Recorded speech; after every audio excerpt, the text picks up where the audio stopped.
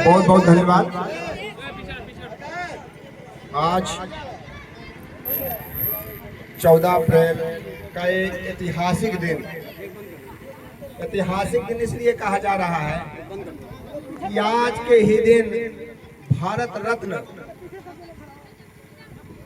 अब पहले देश के कानून मंत्री बाबा साहब का आज जन्मदिन है। हम इस शुभ अवसर पर आए हुए सभी अतिथियों का हार्दिक स्वागत, अभिनंदन तथा वंदन करते हैं और साथ ही साथ ये आशा करते हैं कि बाबा साहब का ये जन्मदिन एक पर्व के रूप में मनाया जा रहा है पूरे देश में। और वैसे महान हस्ती, इनका जन्म 1891 में मध्य प्रदेश में हुआ था, एक दलित परिवार में। अब बचपन से ही बहुत ही कुशाग्र दिमाग के थे और शुरू से ही उन्होंने ठाना, जब शुरू में आजादी उस समय अंग्रेजों का राज्य चल रहा था, तो उन्होंने देखा कि उस समय छुआछूत से लेकर समाज में कई बुराइयां हुआ करती थी। बचपन में इनको बहुत ही, हम समझते हैं कि इनको दर दर पे परेशानियों का सामना करना पड़ा, तब भी ये हिम्मत नहीं हारे और इन्होंने एक शब्द बोला था कि शिक्षा के आधार पर आप इस देश का निर्माण आप करा सकते हैं। शिक्षा वो शेरनी का दूध है जिसका जो पिएगा वही दहाड़ेगा। तो आजकल जो बच्चे, हम कहते हैं कि आज बाबा साहब का जन्मदिन है, कुछ सीख लेनी चाहिए इनसे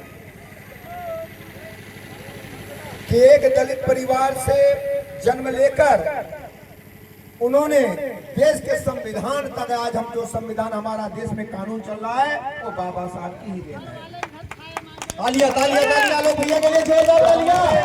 जो नन्हे मुन्ने बच्चे हैं, सरकार हर तरह की योजनाएं भारतीय, चाहे केंद्र की सरकार हो चाहे राज्य की सरकार हो, आपके हर तरह से आपके सुख दुख में लगी हुई है।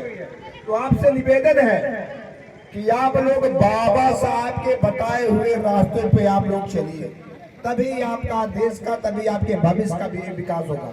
बाबा साहब के मूर्ति पे माला चढ़ाने से बाबा साहब तो आप लोगों को, यानी कहने का मतलब एक मार्ग बता दिए हैं, उस मार्ग पर चलने का आप लोगों का काम है। तो इसलिए मेरे जितने भी हमारे गार्जियन हैं, जितने भी यहाँ पे बुजुर्ग लोग हैं, इनसे निवेदन है कि 2 रोटी कम खाइएगा, लेकिन बच्चों की शिक्षा पर आप विशेष ध्यान दीजिएगा।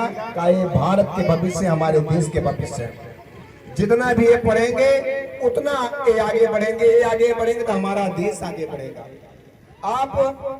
हम तो ये जानते हैं कि दलितों, पिछड़ों और शोषितों को अगर बराबरी का हक नहीं मिलेगा, इनको आगे बढ़ने का हक नहीं मिलेगा, तो देश प्रगति नहीं कर सकता, भारत विकसित राष्ट्र नहीं बन सकता। और विकसित राष्ट्र बनने के लिए सभी जात के लोग, सभी धर्म के लोगों को आगे आगे बढ़ना पड़ेगा, पढ़ना पड़ेगा।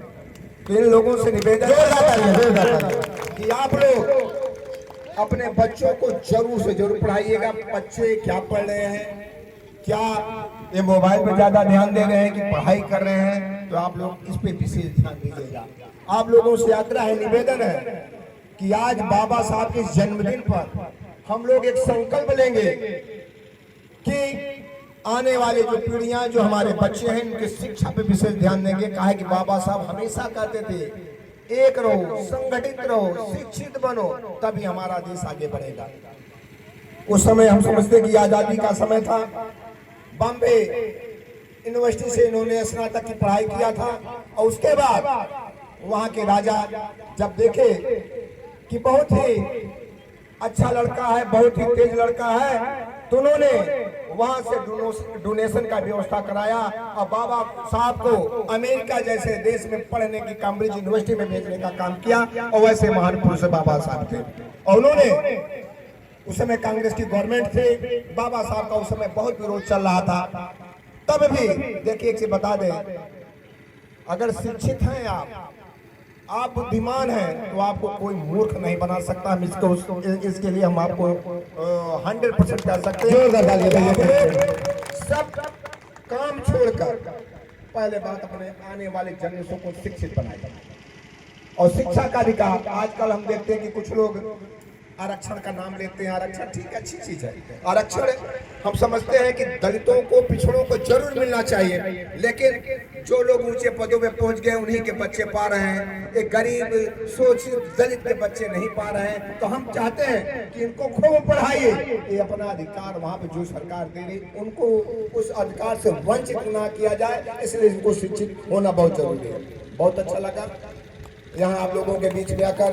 हमारी सोनावती प्रभारी बड़ी दीदी अनीता जी भी हैं, यहाँ के मंडल अध्यक्ष, हम लोगों के छोटे भाई, हमारे दुख सुख में साथ देने वाले संजू द्विवेदी जी हैं, सुमन दीदी जी हैं, सौरभ जी हैं और सोनी जी, और पूरे एकदम बलवंत यादव जी हैं। हमारे जो क्षेत्र पंचायत सदस्य में प्रमुख था, तो हमारे क्षेत्र पंचायत सदस्यों का बड़ा प्यार दुलार, आज इनकी पत्नी हमारी जो भयाऊ हैं इस दुनिया में नहीं है, उनको भी श्रद्धा सुमन।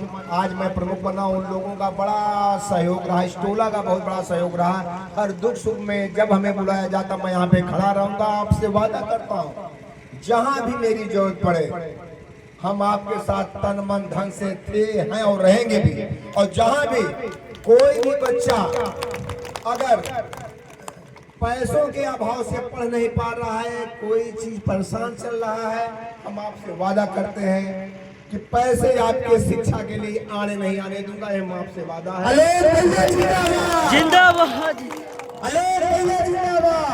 जरूरत पड़ेगी हम आपके साथ तन मन धन से खड़े हैं। पुनः हमारे राजकुमार जी हैं, मयंक जी हैं, यहाँ के यशस्वी ग्राम प्रधान जी हैं, इनके पिताजी हमारे बड़े अच्छे मित्र हैं। इनके पूरे जितने भी महिलाएं, माताएं, बहनें यहाँ पे आई हुई हैं, इनको ढेर सारी बधाई शुभकामनाएं देते हुए मैं अपनी वाणी को विराम देता हूँ। जय हिंद, जय भारत, बहुत बहुत धन्यवाद। ताली बजाओ भैया।